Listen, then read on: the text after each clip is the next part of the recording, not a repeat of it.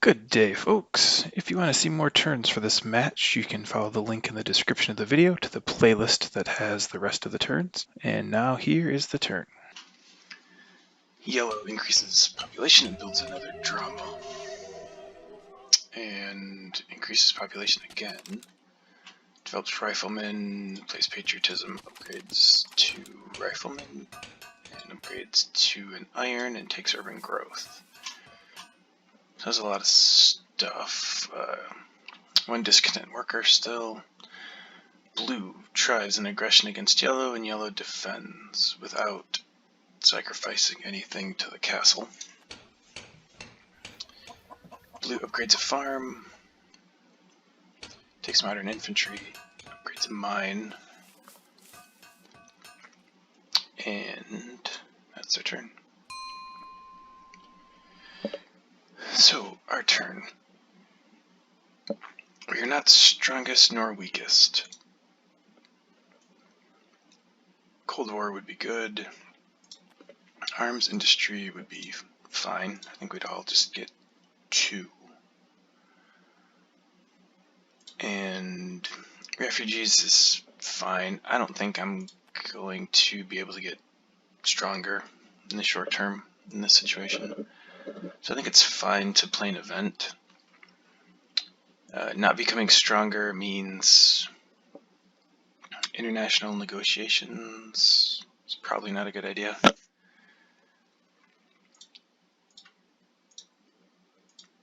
Now between competition and industry.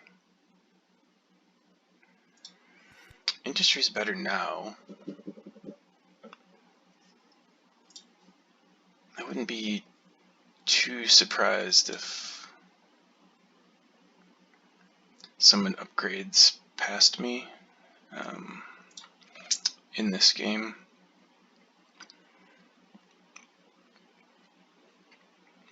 I may upgrade at some point also. Competition's kind of hard to tell. I'll just go ahead and put industry out. See what happens.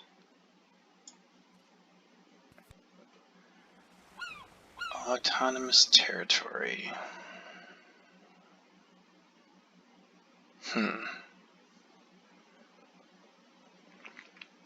Maybe I can switch over to cannons here, potentially. I have this tactic. I'm kind of short on everything, though. It'd be great to grab democracy here.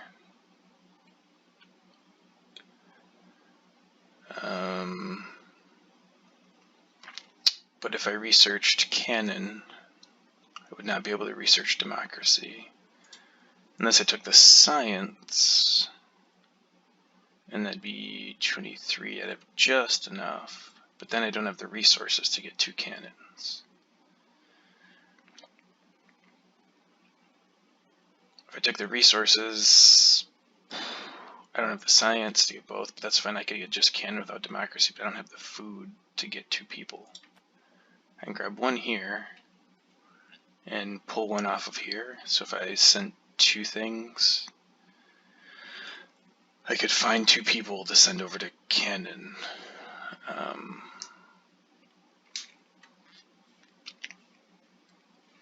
Of course, taking the culture is always nice.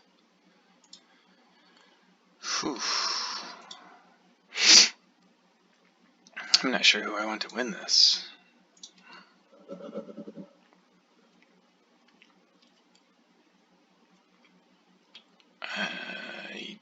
I mean, I definitely will bid this much, but I can't imagine it's going to be enough to win. I can't do this. I have to pull like both of these people off, and then as mentioned, I just can't build everybody back. I mean, I'd be able to build back the 2 people that I have here, and I could I guess, take resources to deal with that. So I could do it. I could send these two. Then,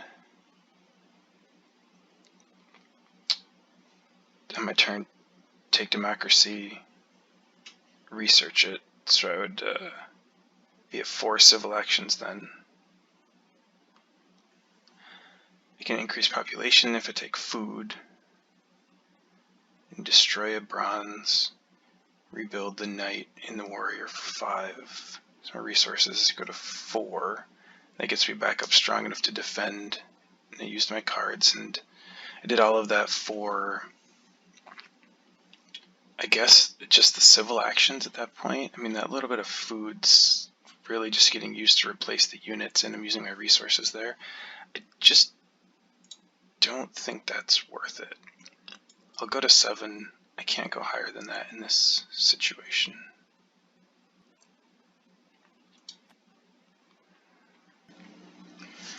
So blue wins with 8. My bid of 7 did not win. And yellow bid 4.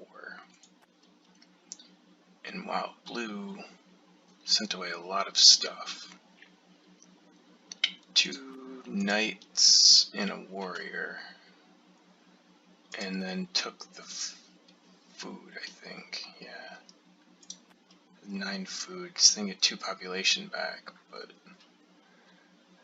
So you got a civil action and a military, but all the rewards basically are being used to rebuild something, so maybe they'll be able to pivot into one of these. Not quite enough science for both, but maybe one will help them. But we are strongest in the short term. And now I think we're looking at democracy. And I wonder, yellow can't get super much stronger here.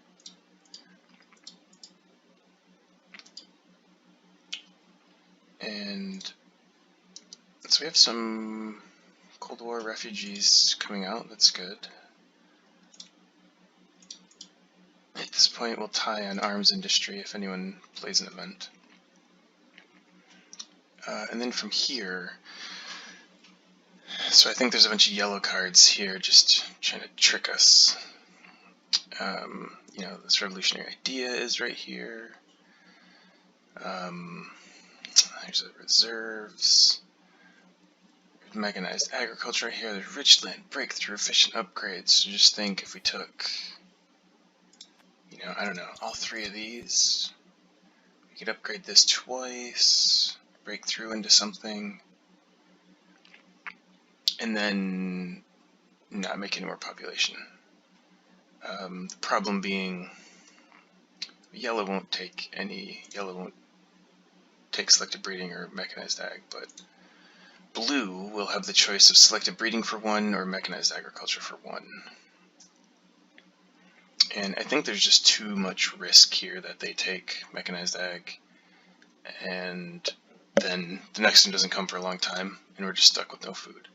I think the risk is too high of that, and so we have to solve our problem now. We can do it with mechanized agriculture.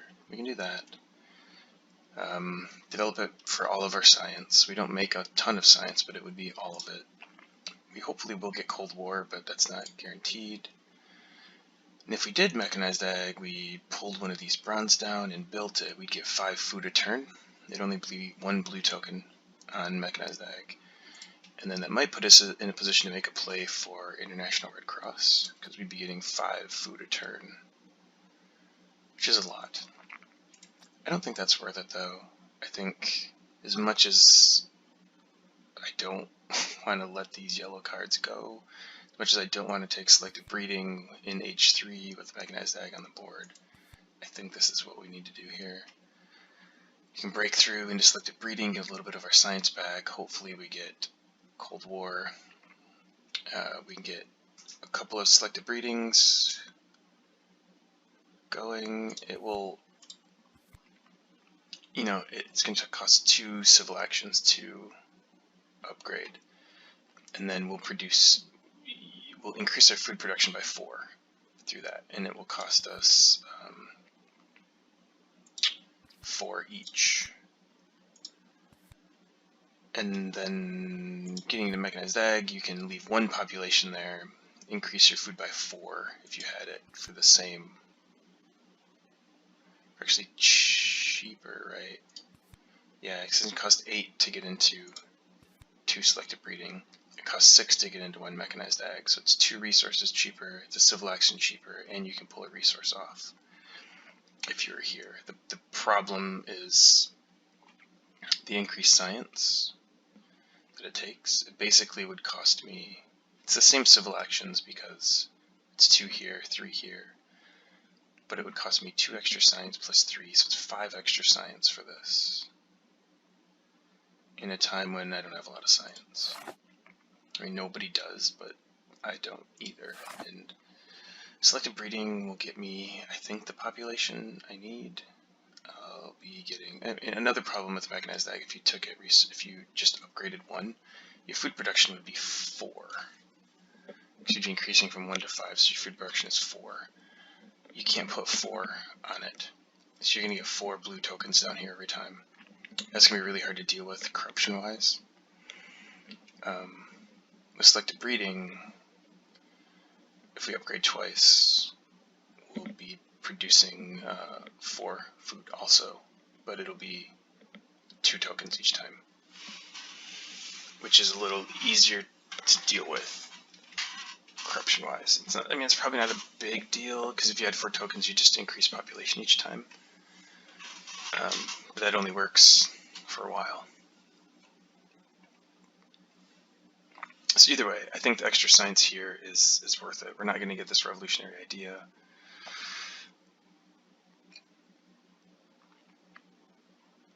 You know, if mechanized ag is still here when it comes down, maybe we just grab it, and it would have been the same as taking it for 3, because we get it for 1 plus the 2. So that's always an option. If it's still there, we just also got breakthrough then. So I think I'll end this turn. Competition, we're all pretty low on. I think I can get rid of this. I think it's unlikely I'll do either of these, but I think I'm going to get rid of the war in this situation.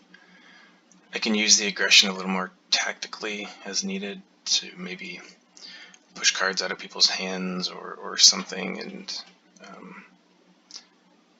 yeah, I don't think it's likely I'll get to a war. So we'll do that and end the turn.